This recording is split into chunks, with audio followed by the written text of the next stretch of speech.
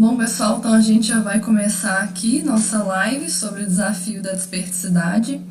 Então eu vou começar me apresentando, né, assim, para vocês entenderem o objetivo dessa live, né, por que a gente está fazendo também, o que somos nós que estamos aqui reunidos para poder falar sobre esse desafio que foi realizado. Meu nome é Jéssica, eu sou uma das coordenadoras do Colégio Invisível da Despertologia, junto com a Adri, que também está aqui nessa reunião. E nós, todos que estamos aqui, somos pesquisadores do Colégio Invisível da Despertologia. O Colégio Invisível da Despertologia é uma reunião de pesquisadores que estudam essa especialidade da despertologia, que é uma especialidade que ela estuda a condição da desperticidade dentro do contexto do paradigma consciencial, né, dentro da conscienciologia. Então, assim, a gente não vai explicar, entrar muito em detalhes também do que é a conscienciologia, do paradigma consciencial, porque o objetivo dessa live é mais focado nas pessoas que já têm esse conhecimento, né? E aí essas pessoas participaram do desafio, fizeram as atividades, então é para a gente focar mais, né, nesse público que já conhece. Mas só para eu dar a definição, a conscienciologia é uma proposta de ciência que estuda a consciência. E o que seria a consciência, né? A consciência é o nosso princípio inteligente, nossa essência, nosso self. E a conscienciologia ela vem para poder estudar essa consciência de uma maneira mais técnica, de uma maneira mais científica, através da autoexperimentação. Então a gente trabalha com um princípio, né, que chama o princípio da descrença. E o que fala esse princípio? O princípio da descrença ele fala: não acredite em nada, nem mesmo no que estamos falando aqui nessa live. Tenha suas próprias experiências. Então, experimente e tenha suas próprias experiências. Então, assim, tudo que a gente vai falando aqui é baseado na nossa autoexperimentação, no que a gente vivenciou nesses 15 dias. E não é para vocês acreditarem em tudo, né? É para vocês, assim, se vocês acharem que alguma coisa do que a gente está falando faz sentido, coloquem aí como hipótese, façam experimentações, testem, vejam se procede também. Então, isso é a conscienciologia e o Colégio Invisível da Despertologia, que estuda uma especialidade dentro da conscienciologia, que é a especialidade da despertologia. A despertologia, ela estuda a desperticidade, o ser desperto, que é dentro da conscienciologia. A gente tem esse conceito, né, da escala evolutiva, que é uma escala assim, dos níveis evolutivos que existem aqui nesse planeta Terra. E aí, um dos níveis evolutivos que a gente estuda é esse do ser desperto, que é do ser desassediado permanente total. Ou seja, é aquela consciência que ela já atingiu uma condição, um certo nível evolutivo, que ela não vai entrar mais no processo que a gente chama de assédio.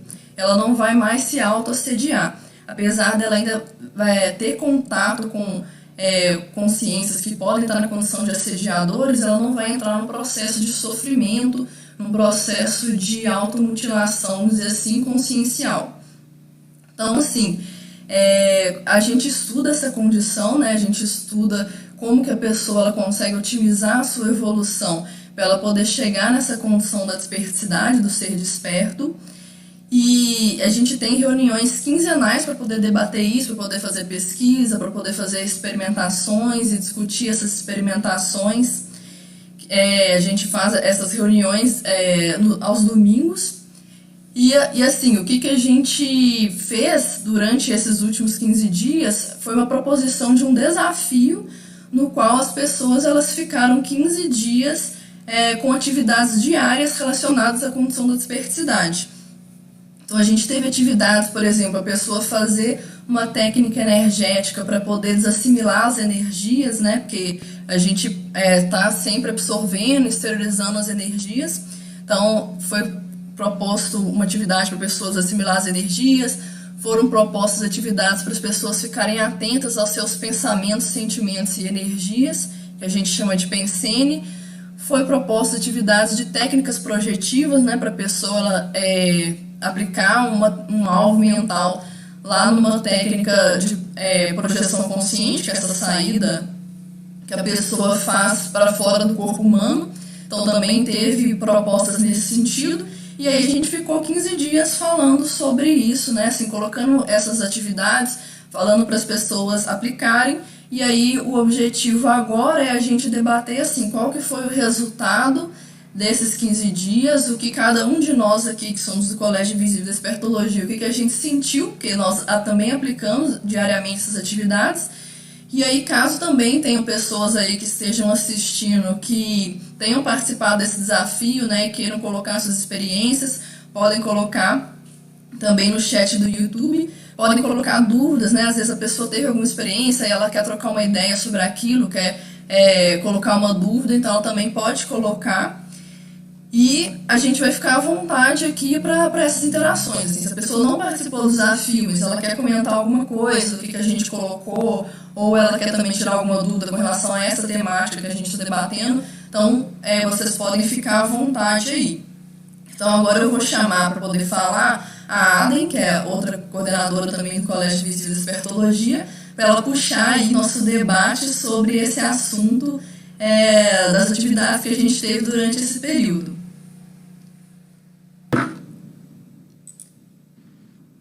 Aqui. Então, pessoal, boa noite mais uma vez para quem entrou agora. Meu nome é Aden Rodrigues Pereira, eu sou voluntária da Conscienciologia desde 2014, sou voluntária, na verdade, do IPC, mas sou aqui uma das coordenadoras, junto com a Jéssica, do Colégio Invisível da Despertologia. Então, dentro dos desafios, né, que foram propostos nos últimos 15 dias, de todos eles, para falar um pouquinho hoje da minha experiência para vocês, eu escolhi o desafio do dia 7, que era aplicar uma técnica projetiva com alvo mental em acessar a parapsicoteca sobre desperticidade. Então, a ideia foi realmente colocar isso como foco projetivo, né, já que a projeção é uma das bases aí da Conscienciologia, e eu realmente consegui lograr uma certa lucidez quando eu fiz essa projeção. Então, eu consegui aplicar uma técnica de forma que eu me percebi saindo do corpo e indo parar num ambiente extrafísico, né, em que nós tínhamos aí um paravisual, vamos dizer assim, de uma grande biblioteca, onde eu encontrei um amigo, né, um amigo aí evolutivo, e consegui, inclusive, interagir com ele de uma maneira bem interessante, assim, né, olhando algumas para-obras, né, que a gente, assim como numa biblioteca, a gente encontra, e também conseguindo ter uma visão mais ampla, né, do ambiente, assim. Então, era um ambiente bastante semelhante aí de uma grande biblioteca, como eu já falei, e existiam outras pessoas ali que estavam, de alguma maneira, projetadas, e na minha análise também até algumas consciências, assim. E realmente a sessão, vamos dizer assim, da grande biblioteca onde a gente estava, era uma sessão referente à desperticidade. Então, a gente ficou bastante curioso ali, né, encontrando esse colega no extrafísico, e a gente comentando algumas temáticas. Obviamente que eu não voltei com tudo isso super lúcido, por exemplo, eu não lembro exatamente dos pontos, eu lembro de ter aberto um livro, né, uma para-obra, ter visto ali algumas coisas escritas, inclusive numa língua bem diferente da língua que a gente está acostumado, mas a gente entendia o conteúdo que estava sendo passado ali.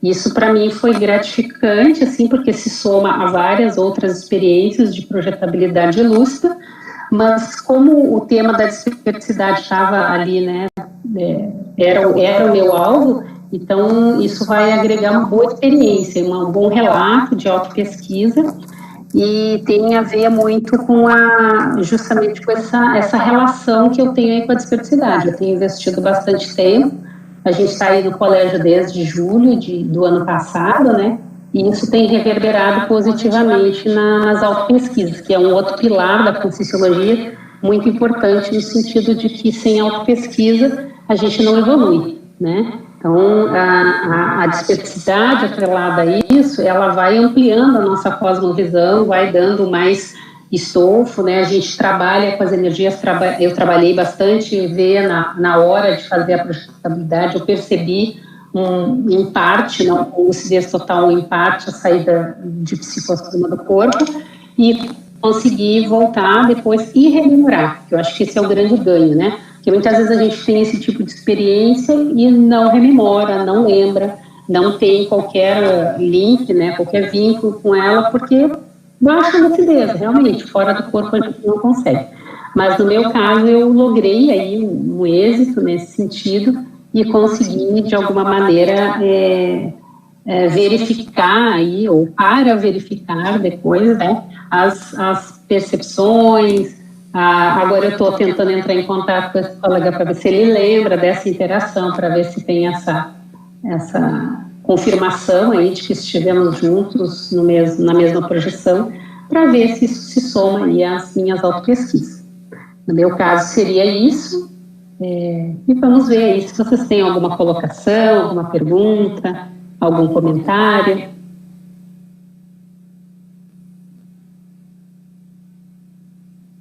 Lembra dessa interação para ver se tem essa...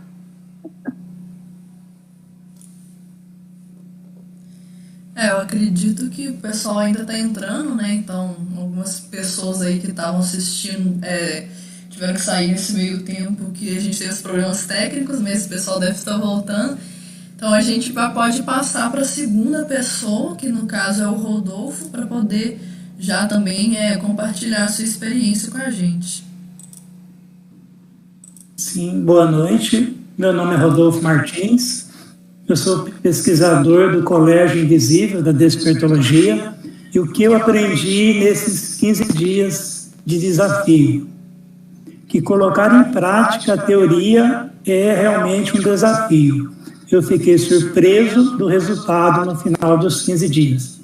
Eu vou comentar com vocês os que mais me tocaram. No segundo dia, anote os pensamentos e sentimentos e energias. Então, para mim, esse desafio marcou muito. Porque no final do dia, quando eu fui ver o relatório de todos os pensamentos e energias que envolveu naquele dia, duas palavras vieram assim, se repetiram muito, que é fraternidade e empatia. Então, eu notei que, a partir daí, vai ser a minha matéria de estudo para os próximos dias. Depois, no terceiro dia do desafio, aplique a técnica de desassimilação. Então, eu já tenho aplicado essa técnica com uma frequência, porque eu aplico a técnica do EV, estado vibracional, que seria mobilizar as energias da cabeça até os pés, depois dos pés até a cabeça, e nessa mobilização de energias, o resultado é muito bom. Eu sinto o meu corpo físico muito mais disposição, equilíbrio, e como se eu tivesse, assim, uma automotivação avançada. Então, nesse terceiro dia, aplicando essa técnica também, ficou muito marcado para mim. No dia 11, coloque a assistência com o seu mater pensênio do dia. Então, quando chegou no dia 11, eu fui anotando normalmente os meus pensamentos durante o dia.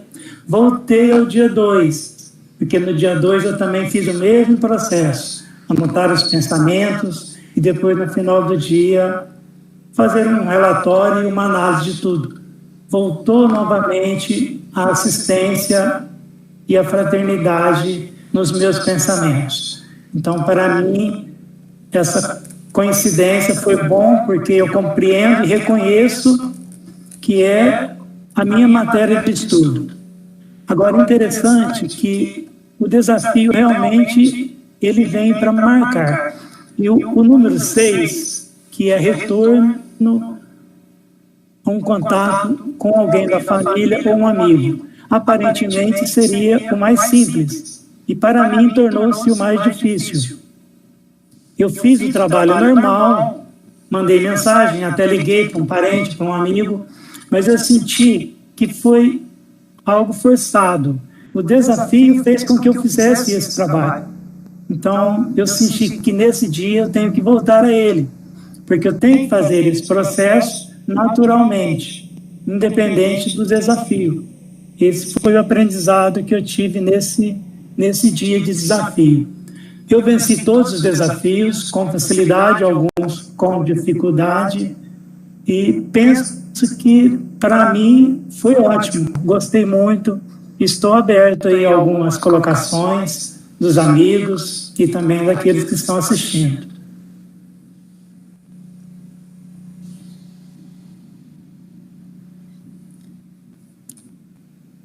Então, Rodolfo, você comentou aí dessa questão do contato com o amigo, o parente, que você sentiu que foi forçado, assim, mas você, assim, por mais que tenha sido forçado, você sentiu alguma repercussão na pessoa, assim, de ela ter, não sei, assim, sentido que foi acolhida, algo nesse sentido, que ela não falava com você há muito tempo, e aí teve algum impacto?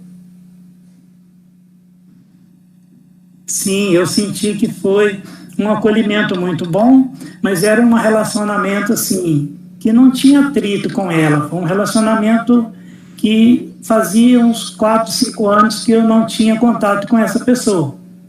Então eu aproveitei o desafio, escolhi essa pessoa, mas eu demorei para ligar, entende? Demorei, fiquei assim. Eu sabia que eu poderia fazer, não tinha nada contra, não tinha nenhum, mas alguma coisa me disse que eu preciso treinar mais isso, porque essas energias que vieram contra, elas não existirem mais, elas não podem me interferir. Eu tenho que ter essa liberdade de ter contato com qualquer pessoa, e isso ajuda as pessoas e ajuda a mim. Essa foi assim o que eu senti. Entendi. Você fala no sentido assim disso ser mais natural assim para você ter mais naturalidade para poder entrar em contato com essas pessoas. Sim. A hora fala assim, vou ligar para o João, pegar e ligar na hora. Tem que pensar, mas será que ele vai atender? Será que ele vai estar disponível? Eu perguntei várias vezes para mim, será que ele está trabalhando? Será que ele está dormindo? Será que ele está almoçando? Então, são coisas que vieram e interferiram. E não são minhas, porque eu estava decidida a ligar para ele. Então, eu percebi que vieram algumas forças que eu preciso eliminar elas. Eu tenho que ter essa liberdade tranquilo. Essa foi a minha experiência. Entendi.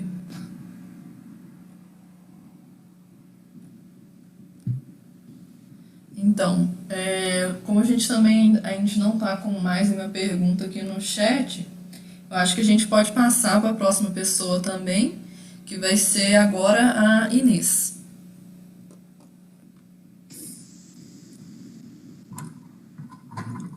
Então tá. Olá, boa noite. Eu sou Inês Fernandes Rego, eu faço parte do grupo de pesquisa do Colégio Invisível da Desperticidade ou da Despertologia. Eu participei do desafio da desperticidade, desenvolvendo principalmente as técnicas energéticas, quer dizer, não desenvolvendo, mas trabalhando as técnicas energéticas, uma vez que eu já venho desenvolvendo elas há já algum tempo. E eu fiz vibracional, assim, a cada mudança de contexto durante o dia. E aí, quando eu trabalhava as minhas energias, o processo da pensilidade que tinha na técnica que é do dia 9, analise a diferença pensênica em contextos diferentes do seu dia, eu vi que não havia uma grande diferença quando eu trabalhava bastante as minhas energias, né? Quer dizer, eu trabalhava seguidamente com as energias, então a minha pensilidade, nesse caso, ela ficava mais sadia, ficava mais propenso a ficar sem assédio nenhum, quer dizer, eu não percebia assim, questões de assédio, coisas graves, ou coisa parecida, me senti uma pacificação íntima bem melhor e mais constante. Veja que é importante o trabalho energético, né, para a gente se sentir bem, saudável, né, em todos os instantes, e ele ajuda no processo de manutenção dessa saúde consciencial, né. E essa pensilidade sadia, ela favorece, então, inclusive, da gente estar disponível à assistencialidade, a ser assistente, tanto durante o dia quanto na prática energética pessoal, que a gente chama de TENEPS. Durante a noite, a gente fica mais disponível a essa interassistência. E até mesmo a desenvolver um pouco da nossa maturidade, né, consciencial, no sentido de que ela passa até a ser uma segunda natureza, né, com o desenvolvimento, com a proatividade nesse processo das energias. Eu vejo que, para mim, é bastante importante eu ligar os processos das energias com o PNCM. E, com isso, eu me senti mais equilibrada, bem mais tranquila. E qualquer problema que aconteça, assim, algum processo que sem que a gente dê conta, a gente aparentemente não dá conta, né? Não daria conta no outro dia. Enquanto você está mais energizado nesse sentido, a gente controla bem e se mantém equilibrado, apesar desses acontecimentos triviais, assim, de problemas e tal, que seria um problema na outra questão. E assim, eu penso que a manutenção dos processos energéticos e a alcova blindada também ela é bastante importante, dentro da base física, não só no quarto de dormir, mas inclusive em toda a casa, mas principalmente no quarto de dormir. Ele nos dá uma segurança, uma confiança de que não haverá intrusões, né, intrusões de outras consciências adentrando o nosso quarto. A gente dorme mais tranquilo, com mais confiança. E vejo que quando alguém entra no meu quarto e eu faço a alcova blindada, as pessoas se sentem bem, e querem ficar, o ambiente fica agradável, né? E aí, então, eu percebo que até os meus gatinhos, eles ficam em volta, eles gostam de ficar junto, aí fica tudo dormindo, tá calmo, tranquilo, devido a esse processo maior, assim, de bem-estar, é o bem-estar tanto para humanos como para subhumanos. Eu vejo que o processo energético é um sinônimo de saúde consciencial para todos nós. Seria isso que eu queria colocar nesse momento. Então, o que te chamou mais atenção no desafio foi essa questão energética, dos trabalhos energéticos? Sim, foi isso, o processo dos trabalhos energéticos. E aí, então, é como se fosse uma blindagem também de pensênica, né, de patopensênios ou coisa assim. A gente se sente melhor, não propenso a se autoassediar, né? E, para mim, ela é bastante importante. No dia a dia, em todo momento, quando eu vejo, eu já estou fazendo trabalho energético, né? O estado vibracional. Para mim, eu faço há bastante tempo, já trabalho o estado vibracional, né? Assim, mapeando durante 5 anos, já mais ou menos, já tenho isso. Durante 5 anos eu fazia de 20 em 20 minutos, né? Durante 5 anos, e agora eu não conto mais. Agora, quando eu vejo, ele já está funcionando, assim, no sentido de que muda o contexto, vou para outro lugar, eu passo para um outro ambiente, coisa assim, eu continuo trabalhando. E aí, não paro por aí, eu fico ativando mais, né, outras técnicas energéticas também, né, diz assim, né, assimilação e desassimilação. Eu sinto quando eu estou assimilada e eu faço a desassim depois, ao final do dia. Uhum. O ideal, assim, para a gente atingir a condição da desperticidade é justamente isso, né? No verbete ser desperto, o professor Valdo coloca que o desperto é aquela consciência que consegue fazer estado vibracional em qualquer hora, qualquer circunstância, em qualquer ambiente, né? Então, essa é uma das coisas que é muito importante, assim, a pessoa conseguir fazer o EV o tempo todo, assim, não que ela vai ficar o tempo todo fazendo EV, mas em qualquer momento ela consegue ativar o estado vibracional. Sim, com a prática, com o exercício intensivo, assim, vontade, não é determinação, a gente consegue mesmo, durante um bom tempo, fazer, se tornar um hábito. O que precisa é tornar um hábito e ele se tornar natural. Eu vejo por aí, que é como aconteceu comigo. Né? Agora, eu pensei, ele já sai, já acontece. É bem importante isso. Sim. Legal, então, a gente vai passar agora aqui para a Sandra. Olá, pessoal, boa noite. Estão me ouvindo? Sim, a gente está te ouvindo. Ah, sim. Bom, então, meu nome é Sandra, eu faço parte do Colégio Invisível da Despertologia e eu achei muito interessante esse desafio, porque eu coloquei para mim essa questão da sinceridade. Sempre busquei uma autopesquisa muito séria sobre esse assunto. E o que mais me chamou a atenção foi que a questão do bloco pensênico, porque dentro de uma cláusula lá, que dentro de uma técnica que tinha do desafio, que era escrever sobre uma cláusula no Código Pessoal de Cosmoética, né? Que o Código Pessoal de Cosmoética é um código pessoal, o nome já diz, né? Ele é pessoal, ele é um estatuto que você tem, assim, para umas cláusulas que você consegue cumprir, né?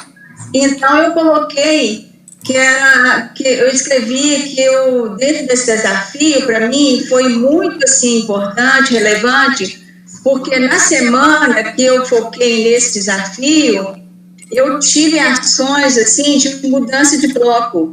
Eu estava bem, aí, de repente, eu conversava com alguém, eu percebia que minha energia mudava, a minha pensenidade também mudava, e tinha ações de conflito. Então, eu entendi que eu precisava colocar isso como uma cláusula para eu não esquecer. Como que esse bloco muda quando eu estou no conflito, por exemplo, forma uma monoideia, né, uma postura de energia que me deixa pensar em outra coisa. Digamos que eu vou ver uma TV, por exemplo, vou ver uma TV que eu vou parar de pensar, mas só que tem que continuar pensando. Eu vou ver um livro, mas eu não importa se é o que a pessoa me falou, mas a monoideia, ela vai crescendo, vai tomando proporção, e parece que você não está pensando, né? Então, eu coloquei assim, olha, qual a intenção deste pensamento quando quando formo essa monoideia? O que traz de emoção, o que traz de padrão? E isso foi muito sério, porque é uma experiência que eu passei nessa semana, que ficou claro para mim que eu sou dona da minha pensenidade. Isso ficou claro, que quando eu coloquei essa questão lá como cláusula, eu falei, não, peraí, eu sou dona da minha pensenidade, o que está pensenizando aqui? Então, eu coloquei essa ideia para eu não cair nesse mataburro mais, né, porque essa coisa de monoideia, isso não deixa você fazer nada. E para eu mudar esse bloco, o que eu fiz? Eu percebi que quando eu começava a fazer um trabalho evolutivo, voltando à escrita do verbete, meu padrão melhorava. Eu melhorava meu padrão, eu conseguia acessar as ideias mais relevantes para mim no princípio do verbete. Eu conseguia pensar mais fluidamente, assim, as coisas fluíam, as ideias fluíam. Então, eu entendi que essa mudança de bloco tem a ver também comigo, né? Sempre tem a ver comigo, porque se eu estou deixando essa monoideia de conflito, de pertúrbio ficar comigo, é minha responsabilidade. Então, eu entendi, para mim, esse desafio foi interessante por isso que eu vi a questão da minha responsabilidade sobre o que eu estou pensando, sobre o que eu estou pensionizando, sobre a hora que a pessoa, às vezes, num conflito, coloca uma situação que eu posso ajudar e não colocar lenha na fogueira. Então, eu entendi, isso para mim foi muito sério, que eu criei uma cláusula para eu prestar atenção nas emoções, no padrão do pensamento. Qual é o tipo de pensamento que eu estou construindo? Então, isso para mim ficou muito claro, de que a autonomia pensei, ela é minha. Se eu não tiver uma direção daquilo que eu estou pensando, eu vou começar a perder a autonomia na questão pensênica. Então, eu coloquei nessa cláusula, e esse código, gente, ele muda, né? Não é um código, por exemplo, 5 anos atrás, e eu tenho ele até hoje, não. A gente vai mudando, né, as cláusulas, porque ele precisa ser atualizado. E eu coloquei essa cláusula em primeiro lugar, porque ela foi importante para mim.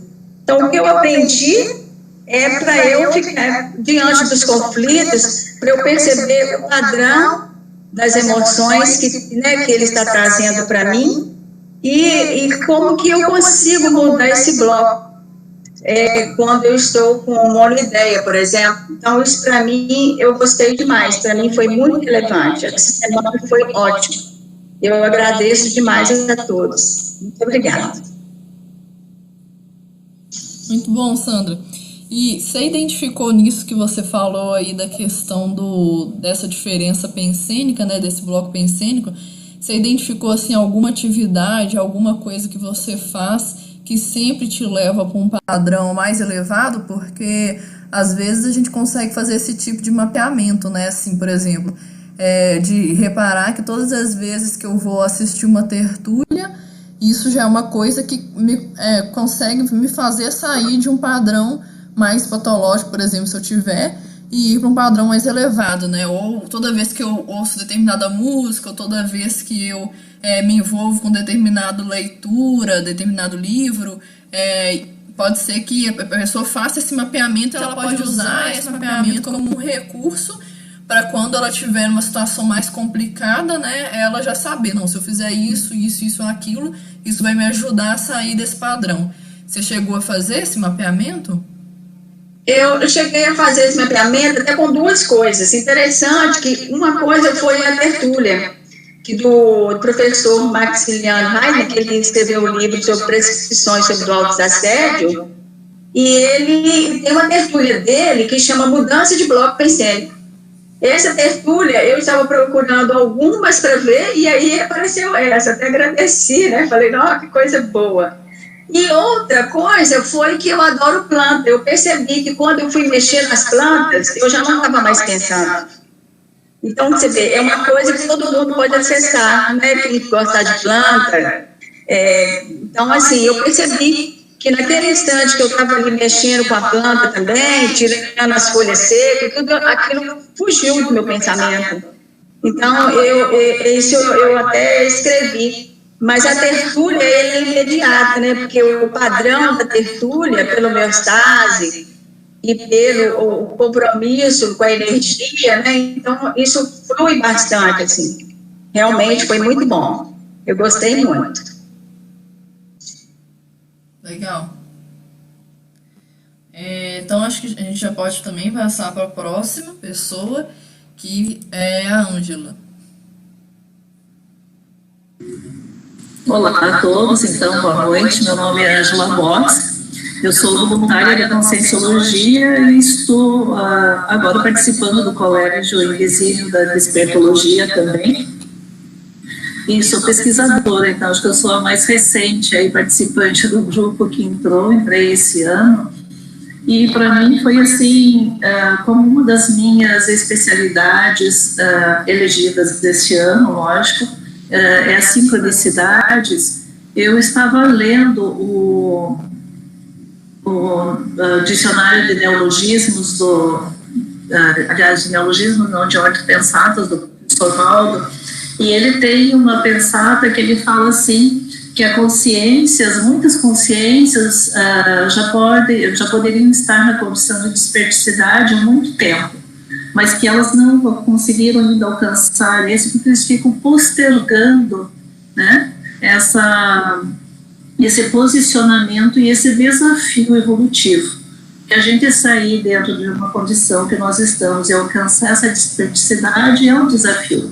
E nós que já imaginamos sermos, ou admitirmos a hipótese de termos participado de um curso intermissivo, preparando essa nossa vida intrafísica que nós estamos tendo aqui, então a gente já tem dentro do nosso estofo essa condição de alcançar a desperdicidade, mas muitas vezes a gente fica postergando isso. Por que eu estou falando isso para vocês? Porque dentro dessas sincronicidades, um dia eu estava conversando com a Ada e ela me falou do Colégio Invisível da Despertologia. A gente voltaria juntos aqui em Florianópolis. E daí, lógico, na hora acendeu a luzinha, lembrando, né, dessa hora pensada do professor Walter. E para mim começou já as sincronicidades, que eu acho elas muito paradidáticas para mim, quando eu escolhi o tema do verbete no primeiro dia, que ele é autofuncionalidade despertológica. Autofuncionalidade despertológica, é a tertúlia 4100, até fica aí a dica se vocês quiserem assistir. É da professora Dulce Dal. E dentro das colocações que ela faz, ela tem uma listagem de 29 posicionamentos, de 29 atitudes fáceis de nós termos. E eu peguei essas 29 atitudes ali que ela traz ali como receituário da nossa autopesquisa, da nossa autoobservação, e eu fui acompanhando isso durante esse tempo. Então, para mim, o primeiro dia já veio assim como um banho de energia, né, pelas sincronicidades, pelos sinergismos das situações, da convergência dessas situações, e que todas elas vão somando para que a gente consiga alcançar ou ter o caminho das pedras pelas quais a gente pode ir trilhando isso, buscando a nossa desperdicidade. Lembrando sempre que isso se faz nas pequenas atitudes, né? É no dia a dia. E daí, para mim, foi assim, bastante paradidático também, que no dia 2 ali, que era para a gente anotar os acontecimentos mais relevantes, né? E aquilo que era, qual foi a nossa reação, qual foi a nossa leitura energética dentro dessa vivência desse dia. E eu fiquei assim bastante feliz comigo até às 6 horas da tarde, porque tudo estava vindo assim, eu muito tranquila, fazendo assistência, apesar do coronavírus, eu tinha visitas em casa, né? E foi tudo muito tranquilo, assim, mas chegou no final do dia, e daí um comentário que saiu foi aquele que me tirou do prumo. Eu pensei, né, é na singularidade, são nas pequenas atitudes, são nos pequenos acontecimentos que a gente pode perder o nosso prumo, perder a nossa capacidade de entender o momento do outro, até mesmo a forma de falar da outra pessoa, ou seja, a minha assistência naquele momento ela foi por água abaixo, né? E também a minha tranquilidade, a minha homeostasia que eu tinha conseguido alcançar até as 6 horas da tarde. Então, tudo isso traz para a gente, me trouxe bastante reflexão a respeito disso, porque a gente não está livre, a desperdicidade não é uma coisa que chega, eu sempre costumo brincar, que não é uma varinha de condão, você vai deitar de uma forma, como uma consciência, e você vai acordar desperto. Isso é uma conquista diária, é autopesquisa, é autoobservação, é reciclagem. Então, para mim, esse dia, do segundo dia ali, me veio assim com muita clareza como nós precisamos estar atilados para as coisas, para as minúcias, né? Não é para aquilo que é muito grande, que extrapola, né? Que isso é muito fácil de identificar. Eu sempre falo, né, que a desperdicidade é desassediado permanente total. mas à medida que você vai entrando nesse processo da desperticidade, o assédio já fica muito mais sutil, né? Ele não vem através de grandes atitudes, vem através de um olhar, de uma respiração, de um comentário, de alguma coisa, de uma notícia que chega até você. E se você não está preparado energeticamente, pensenicamente, para receber qualquer coisa que venha ao seu encontro, você perde esse prumo, você perde essa jogada, você perde aquele passo que você estava dando, né? Então, como é importante a gente ter isso. Para mim foi assim, simplesmente didático, né? Eu acho que é isso que eu tinha para compartilhar com vocês hoje. Fico aí também, se o pessoal quiser fazer alguma pergunta, por favor. Vou colocar para discordar também, né? Eu achei bem interessante aí a tua colocação, Ângela, e eu acho assim que a pergunta que não quer calar. Tudo bem, você percebeu esse momento que você considerou que te desestabilizou, mas e depois? Qual foi o timing aí que você levou para retomar de novo, vamos dizer assim, a sua pacificação, a sua tranquilidade? Eu acho que dentro desse processo de desperticidade, uma das coisas que mais a gente precisa exercitar é isso, né? Porque o que acontecia no passadão ali, voltando um pouco à questão da emocionalidade que a Sandra colocou antes, né? No passado aí, talvez não tão distante assim, a gente se emocionava com alguma coisa, se irritava com alguém e pronto, já o mundo desabava e a gente ia dormir com aquele monoideísmo, né? Aquele pensamento ali e depois acabava com o nosso dia. Mas você conseguiu lidar com isso? Você conseguiu retomar? Você, além das reflexões, isso te ajudou a retomar mais rápido a tua homeostase? Como é que foi? Antes da responder, assim, a gente deu as 9 horas agora, mas como a gente ficou off uns 10 minutinhos para poder resolver o problema do chat, aí a gente vai dar uma estendida também de mais ou menos uns 10 minutos por aí. Aí quem tiver disponibilidade para poder continuar acompanhando, pode ficar aí que a gente também vai continuar interagindo aqui. E aí depois também tem uma pergunta no chat para a Aden, mas primeiro pode responder aí, Ângela. Então, mais uma sincronicidade em termos do relato da Sandra, porque eu era uma pessoa que ficava com ruminação mental, sim, e era muito tempo, sabe? Era aquela escorregada na maionese bem bacaninha, assim. Mas eu vejo assim que de um tempo, a gente vem estudando, vem fazendo as nossas reciclagens, então o meu tempo de permanecer dentro dessa ruminação mental diminuiu bastante. E eu penso também, dentro da minha análise, que todo esse processo de entrar no Holopensene do Colégio Visível da Despertologia, no Holopensene do desafio, o toque foi quase que imediato. Ângela, por que você está deixando o assédio pegar agora? Por que você está deixando que alguém domine aquilo que é a sua racionalidade? Daí foi assim, quase que instante. Lógico que eu fiquei assim um pouquinho, precisando trabalhar as energias, até mesmo para que na hora que eu fosse conversar com a pessoa, a minha voz também já estivesse dentro do controle, né? Que o psicossoma estivesse ali bem acalmadinho, fazer um cafunézinho nele, né? O psicossoma te acalma aí, respira profundamente, vamos trazer para a sua racionalidade. E daí, assim, fiquei muito contente com isso também. Eu sei que muitas vezes a gente tem extrapolacionismo, mas quando a gente tem extrapolacionismo como esse, por exemplo, é porque a gente já tem condições de manter essa homeostase. Já é uma coisa que é factível para você. Então, faça isso. Autoobservação, autopesquisa e vamos que vamos.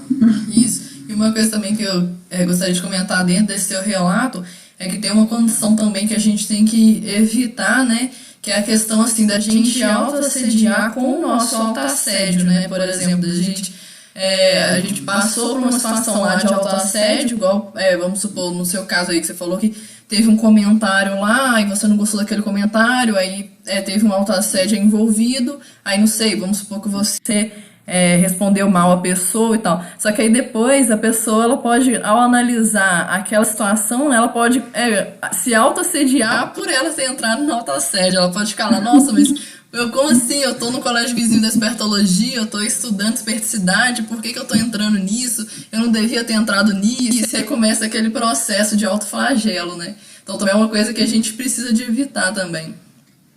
É sem culpa, né, Jéssica, saber que isso faz parte do nosso processo de maturação do novo comportamento. Né? Como eu falei antes, a gente não dorme como um pré-desperto,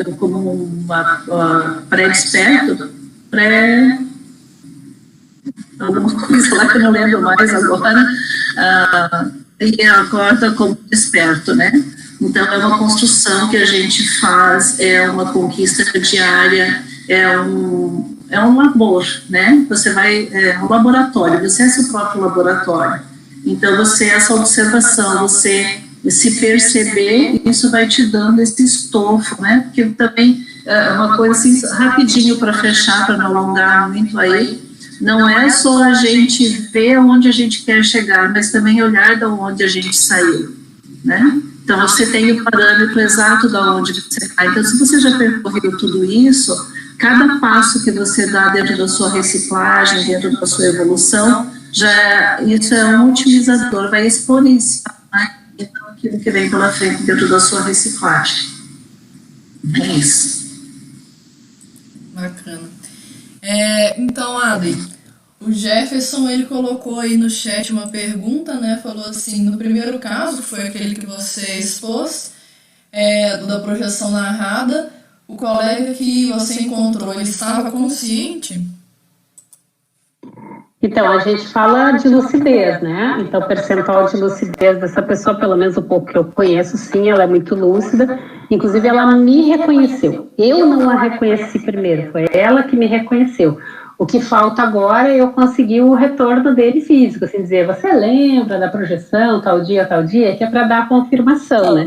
Mas a princípio, sim, naquela vivência que eu tive, a pessoa estava bem lúcida, inclusive ela reconheceu a mim primeiro, ela me deu as boas-vindas por estar ali, me chamou para olhar o livro que ela estava lendo ali e me mostrou. Então, a princípio, sim, ela estava bem lúcida, né? Bem com discernimento, assim. Tanto que eu não a reconhecia.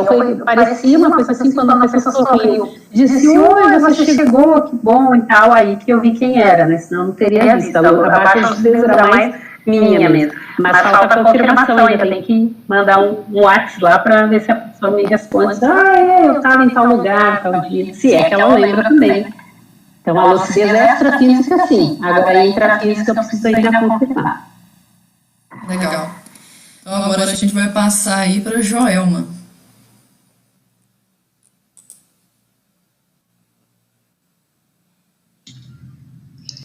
Boa noite, pessoal. Meu nome é Joelma. Eu também sou um membro do Colégio Invisível da Despertologia. E fazendo uma síntese assim, do que representou esses 15 dias para mim, assim,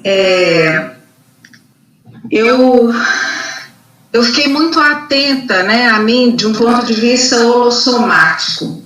Então, eu vou dar, assim, fazer uma síntese mesmo. Houve uma ampliação da lucidez com relação a minhas manifestações, de uma forma geral, né, manifestações pensênicas, pensamento, sentimento e energias. Uma validação da importância do parapsiquismo nessa interação com a assistência extrafísica recebida. Como eu estava mais atenta, e eu vejo que quando a gente se propõe a fazer alguma coisa, né, se mantém o foco, a disciplina, quanta assistência a gente recebe e as sincronicidades acontecem. Então, eu tive a oportunidade, assim, de fazer um autodiagnóstico muito valioso, assim. Se eu tivesse que resumir em uma palavra, assim, foi um bom autodiagnóstico. E também tive um desenvolvimento de uma visão mais traforista, tá? Em relação ao meu desenvolvimento mesmo, né? A gente precisa olhar tanto para os trafares quanto para os trafores, né, os traços fardos e os traços fortes. Então, e não ficar só nos traços fardos, né? Então, eu também pude perceber e desenvolver essa visão mais traforista, né? De olhar mais, de uma forma mais global para mim mesma e considerar tanto os trafares quanto os trafores e me propor a autossuperação, tá? E uma outra coisa que aconteceu também foi uma automotivação muito grande, assim, para seguir em frente nessa meta da desperdicidade, né? Para implementar mais estratégias para atingir essa meta, né? Que eu vi que é possível e que depende só de mim mesmo, né? Da autodisciplina, do empenho mesmo. As técnicas, assim, que para mim foram... eu fiz todas, praticamente, só uma que eu não consegui fazer, mas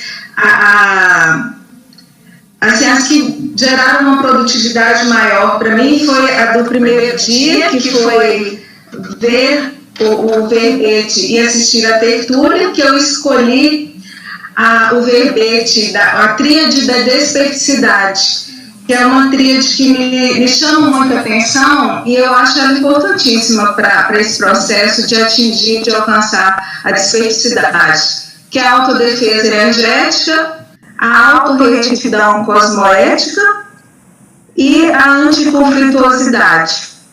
Tá? Então, esse verbete ele me estimulou muito.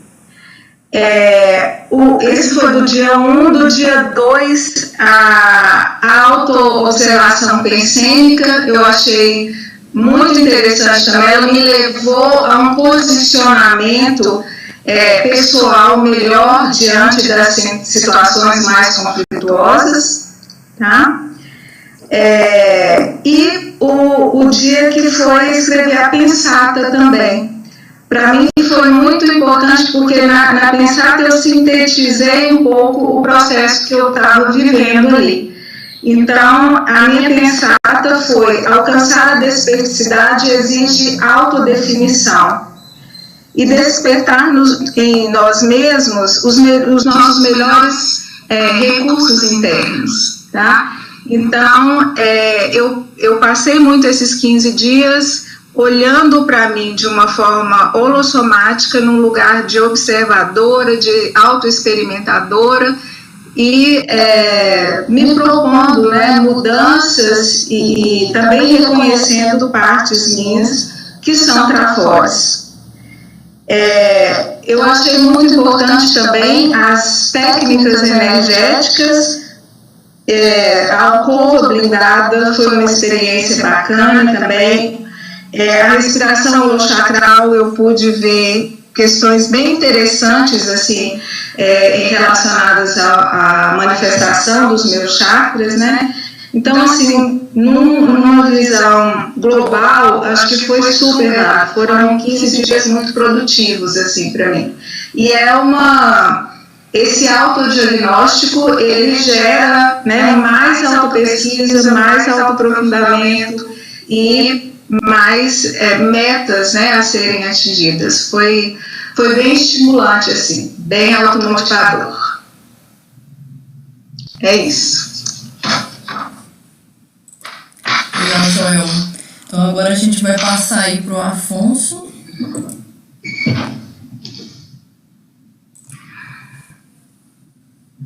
Boa noite, pessoal. Boa noite, colegas aí, os participantes do desafio.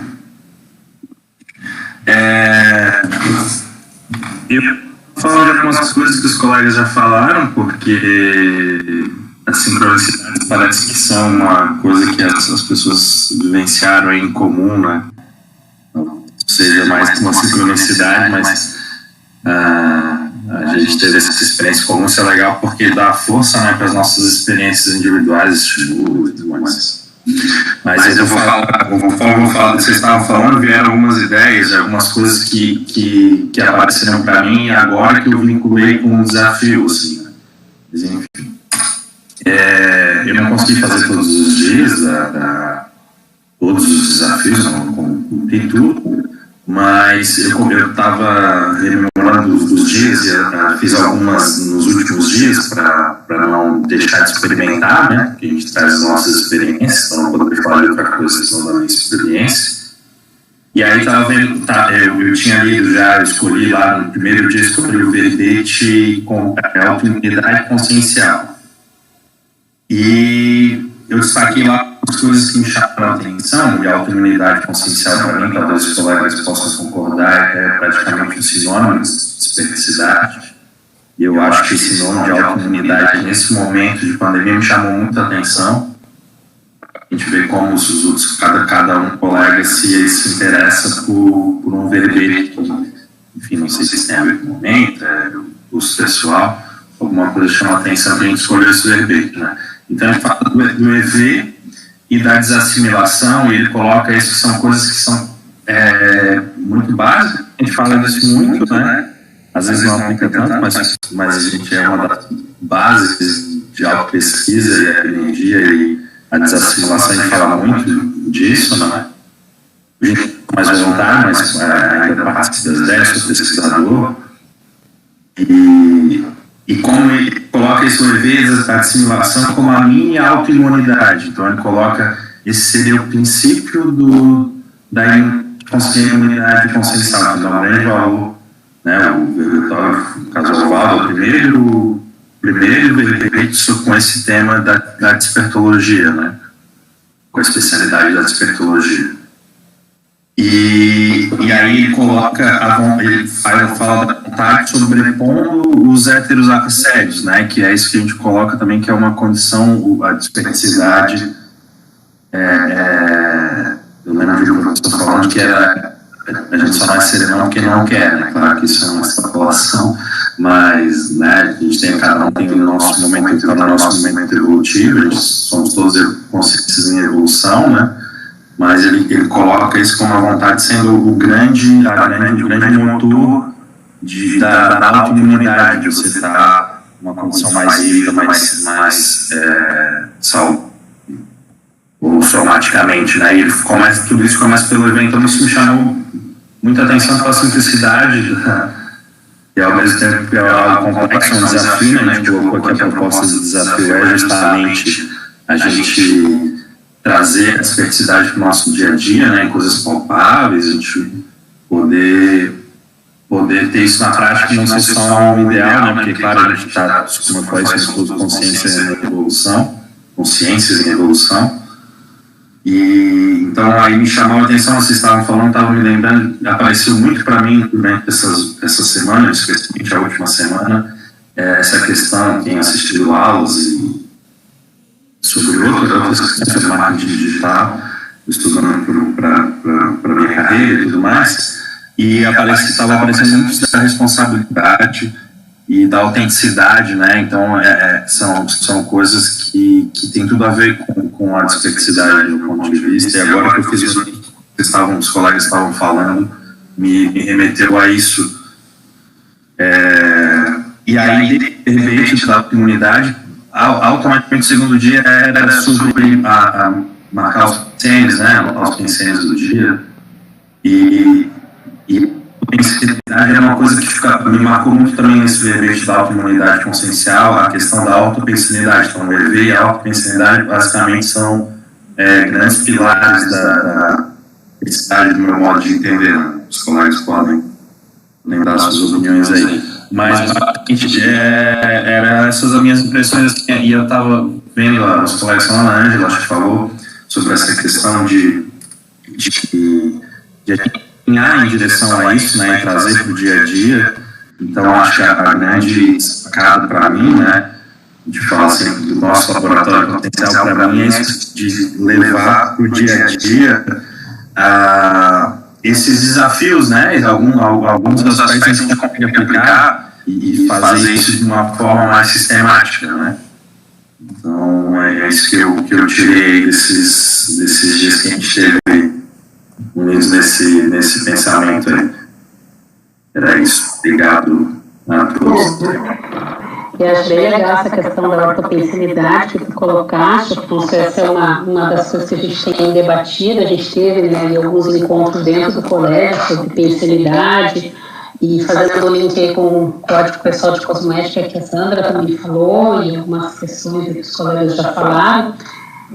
Ela parece ser, assim, uma causa importante, né? Justamente para voltar essa homeostase que a gente, às vezes, vai titubear, isso vai acontecer, como colocou a Ângela antes, né? E a diversidade, ela é esse caminho de que a gente vai construindo tijolinho a tijolinho, não tem jeito.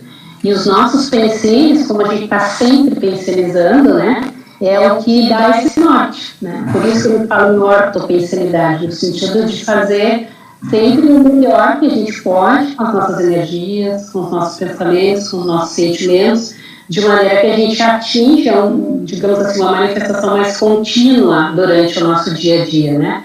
Porque se a gente não tem essa continuidade, é aí que pega, como a Jéssica já colocou, o assédio, o próprio autoassédio, né? Porque aí a gente começa a ser autoassédio, já estou pensando nisso de novo, sabe?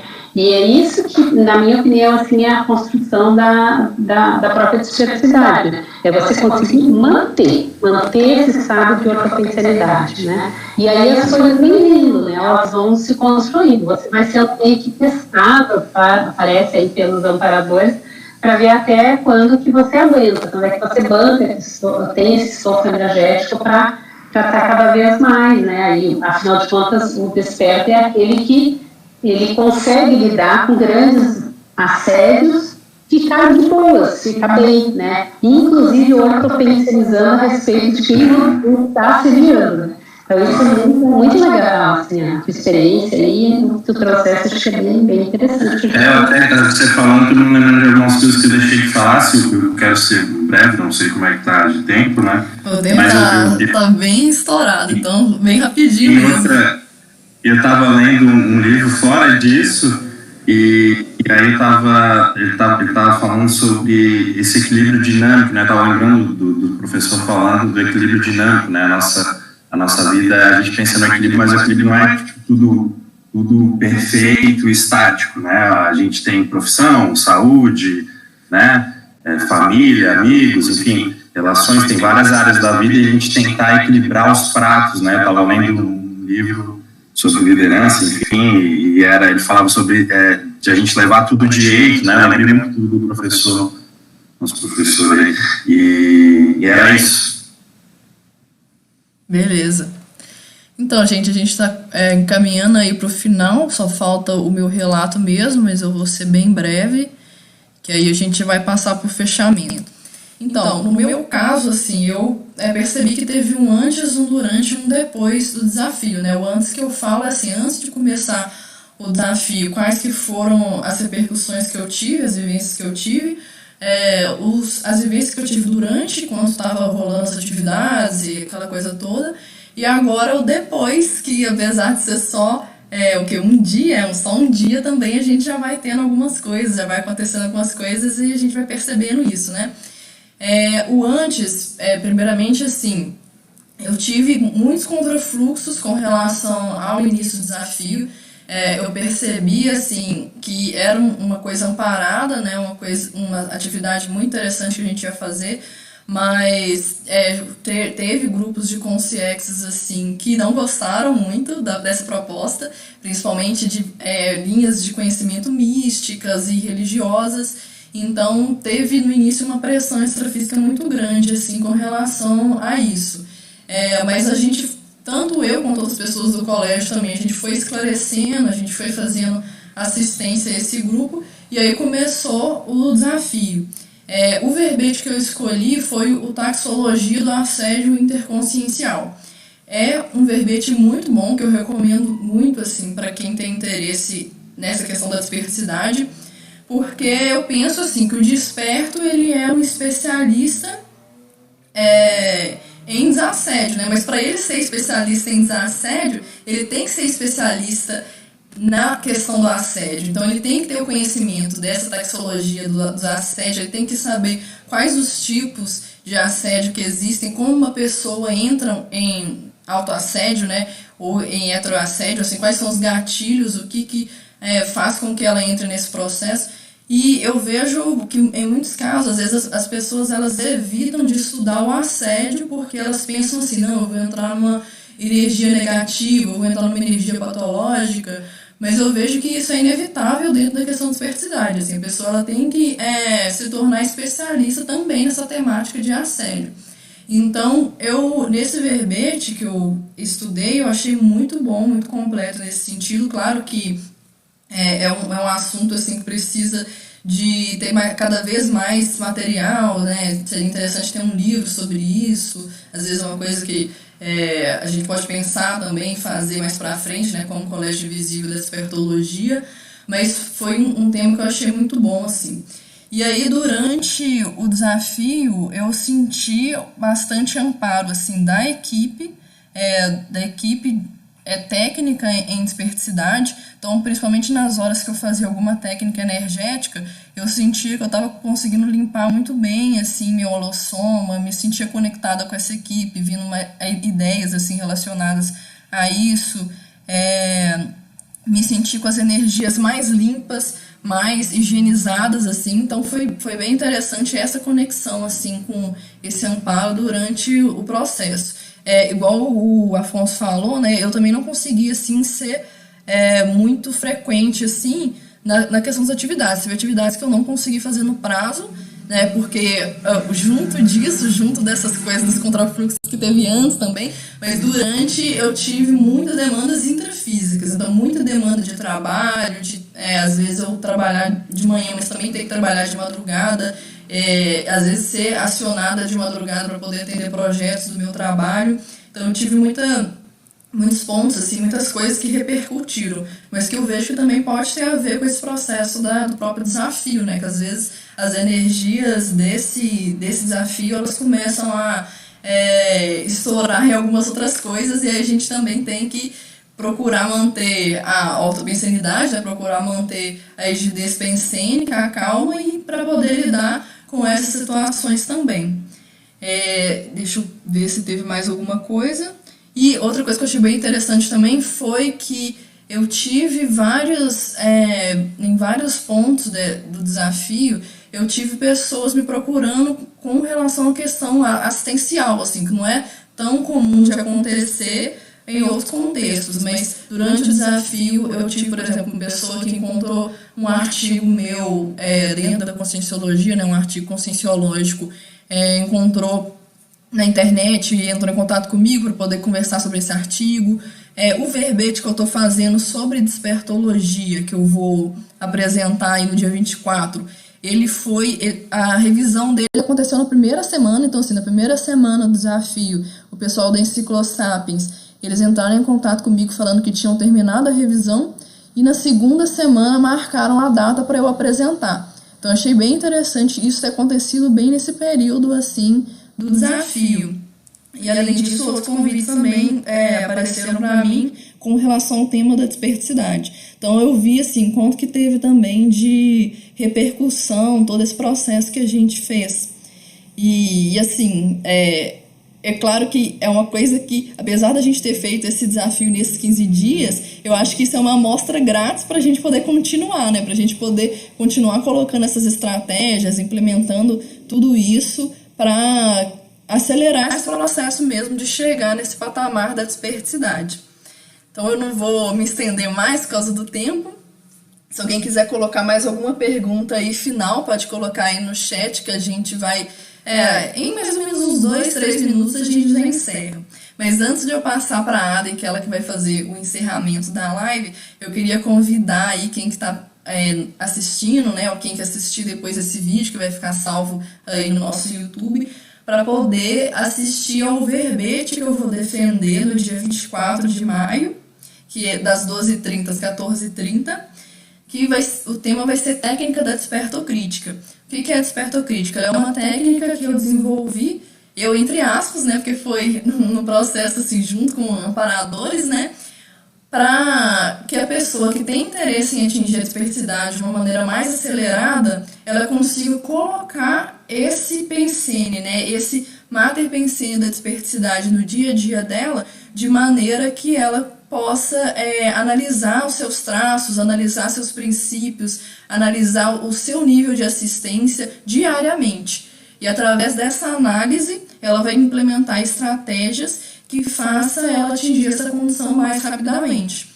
Então, é uma técnica que eu apliquei, que eu continuo aplicando, assim, no meu caso, né, porque eu ainda não sou experta, mas, assim, é uma técnica que eu acho que está me ajudando a acelerar a minha condição para esse objetivo. E eu tive também retorno e feedback de outras pessoas que aplicaram e que elas também acharam que foi interessante, que teve resultados, que elas aceleraram o processo delas. Então, eu acho que é uma técnica que quem fez esse desafio e achou muito interessante, teve muitos resultados positivos, se elas pegarem essa técnica também pode ser que vai ajudar a continuar nesse holopensene da desperdicidade e ajudar a acelerar também esse processo. Então, por isso que eu queria fazer esse convite para vocês aí, para participarem dessa tertúlia, mandar perguntas, ler o verbete e tudo mais. Então, obrigado aí, gente. Eu vou passar agora para a Aden, para ela poder finalizar. Deixa eu ver se tem mais alguma pergunta aqui.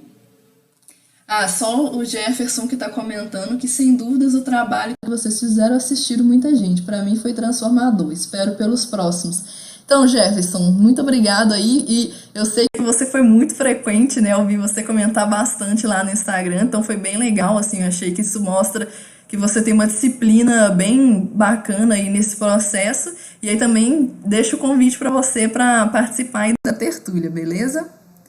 Então, vou chamar aí a Aden. Então, pessoal, o que nós vamos dizer, né? A gente sai, eu acho que, gratificados aí com todos esses relatos. A gente percebe que a desperdicidade não é uma coisa para daqui a 20, 30 anos, é uma coisa para ontem e que todos nós podemos atingir na medida em que a gente se esforça para tal.